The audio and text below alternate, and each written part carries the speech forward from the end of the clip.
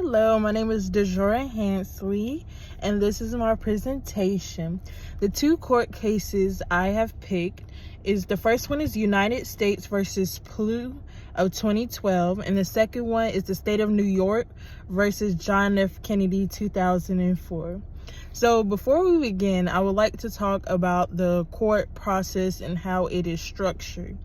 First, it will start off by someone filing a complaint, typically the plaintiff. So let's say I want to sue you because you took some money from me and I want it back, basically. So I would go to the court and I would say, hey, this is who I would like to sue. I would like my money back, and I would like them to pay for my lawyer and court fees, such and such. And you, as the defendant, would come to the court and say, well, I didn't take any money, and here's my evidence. And I, as the plaintiff, will also introduce my evidence and say, well, this is where they did take my money. And then we will have the discovery phase.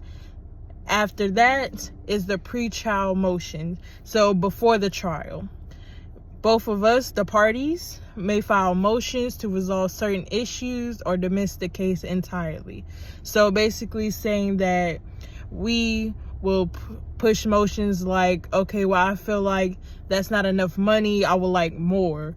Or you will come and say, that's too much money, can we bring it down, such and such. And then we will have the trial.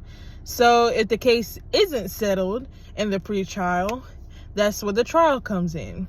So basically, as I said before, me as a plaintiff will show my evidence to the court or just the judge, depending on what is being defended.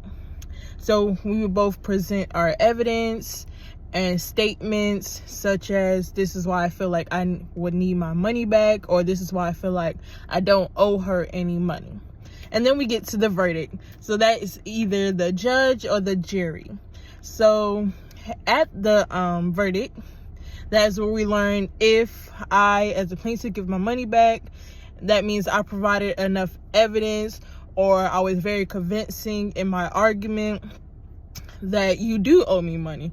Or you, as a defendant, could win as if I didn't have enough evidence and it proved that you didn't owe me any money, essentially. And at this, people can appeal, saying, I felt like this wasn't a fair trial and I think we need to go to trial again, is what an appeal is. So this process is making sure that all disputes are heard and are equal. So before we get to talking about the court cases I have chosen, I would like us to understand what a plea bargain is. So a plea bargain is an agreement between two parties. Typically, it is the defendant and whoever is essentially suing them. So that would be the court. So a plea bargain, the defendant will take a lesser charge. So let's say somebody was charged with murder, or a second degree or first degree murder, depending.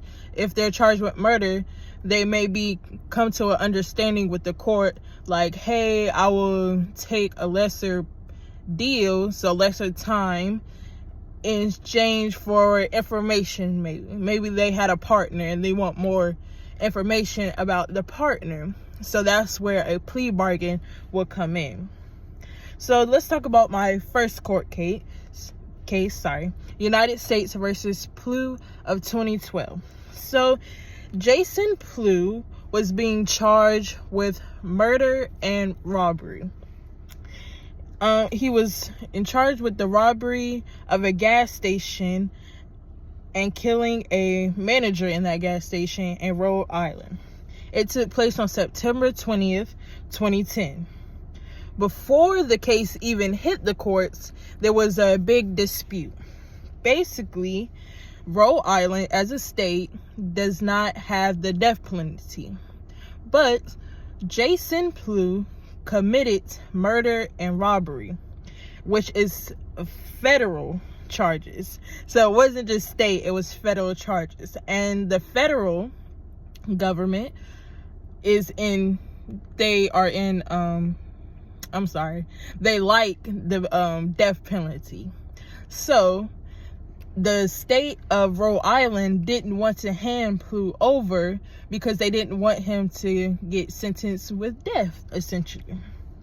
So because Rhode Island is not in favor of the death penalty, they didn't want to hand him over. So the federal government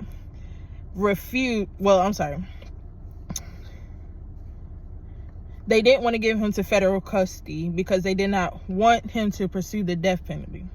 But it was concluded that the governor of Rhode Island didn't have the right to refuse to hand him over under the compliance of the IAD, which is the Interstate Agreement of Detainers.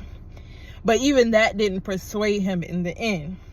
So the federal government sought out a writ of habeas corpus, sorry if I pronounced that wrong, to obtain custody of him, which essentially brings the defendant, Jason Plouffe, who is in jail under government custody in front of a judge, and requires the government to prove there is a valid reason for him being held in jail.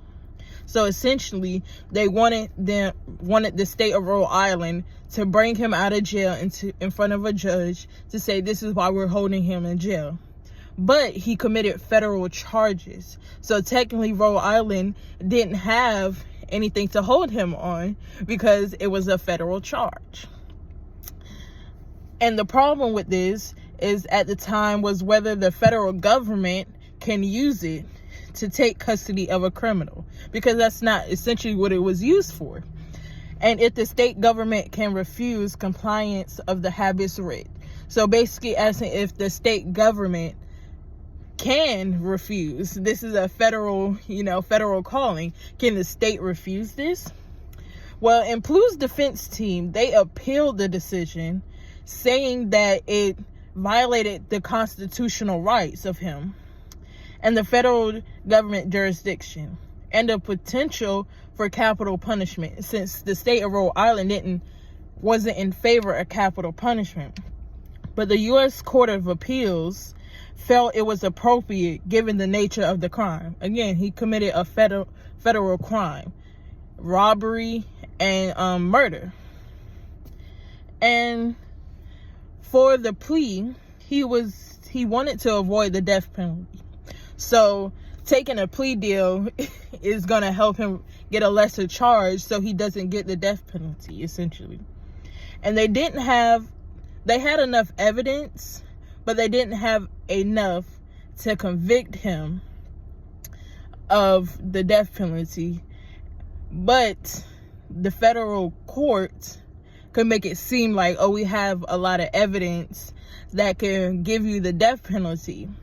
And the defendant's attorneys didn't want to take that chance. And also, resource considerations. They wanted to avoid a long trial. The defense and the plaintiff, they knew that he committed this crime. They know it was him. So instead of having a long, drawn-out trial saying, I'm not guilty, I didn't do it, he decided to take the plea deal. Even if he went to trial, usually they get a lot harsher sentences. So he most likely would have received the death penalty if he didn't take the plea bargain. So I feel like I don't agree with him taking a plea bargain, because he only received 40 years for this offense. And I feel like, even though 40 years is a long time, I feel like he could at least got life in prison without the possibility of parole or something along those lines, just because what he did was so heinous. He murdered a man. So I feel like that is grounds for straight life without parole. That's just my opinion. And while researching this case, I understood plea bargaining a little bit better, because I can understand both sides of the coin. Jason, even though he killed a man, he didn't want to face death himself. And this case also brought up a lot of arguments about the federal government and the state government, about where to draw the lines between those two. Okay, going on to my next case, the state of New York versus John F. Kennedy. Probably a lot of us has heard of it, but I think is before our times in this case. But John F. Kennedy, a former New York State Assemblyman, was charged with multiple counts of corruption, including bribery and conspiracy.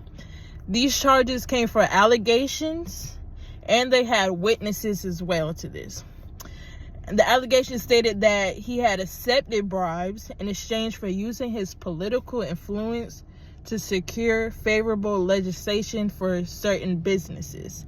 So basically, he was using his influence to give these businesses money, to get money and things of those such. So these serious charges could have resulted in very significant prison time if convicted. So he didn't want to take that chance, essentially, because it's bribery, corruption, multiple counts of corruption. So that's significant. That is very significant jail time. So as part of his plea, he pleaded guilty to a lesser charge of conspiracy in exchange for a reduced sentence. He also agreed to cooperate with authorities in their ongoing investigation into political corruption. So I feel this was a good plea and a bad plea at the same time. The good part is that they were getting multiple other people who were in corruption. So that's clearing everybody out. But the bad part about it, he only was sentenced to 1 year in prison, which I feel like he should have served way more than that. 1 year for corruption and bribery, multiple counts of corruption, and they had multiple witnesses and things of that such. So I feel like they could have definitely given him a lot more jail sentence to actually feel the repercussions and actually feel like a changed man. And I understand why they didn't, because one, he was John F. Kennedy. So I don't feel like they would have given him a lot of time, but I feel like they could have gave him more than 1 year. But he was also ordered to pay restitutions. So his cooperation helped authorities build cases against other businessmen and individuals who were in the corruption, which is good. Like, get them off the streets. So yeah, I feel like he definitely could have got a lot more time, but I understand why he didn't. I would like to hear y'all feedback on what do you think about these cases, and thank you.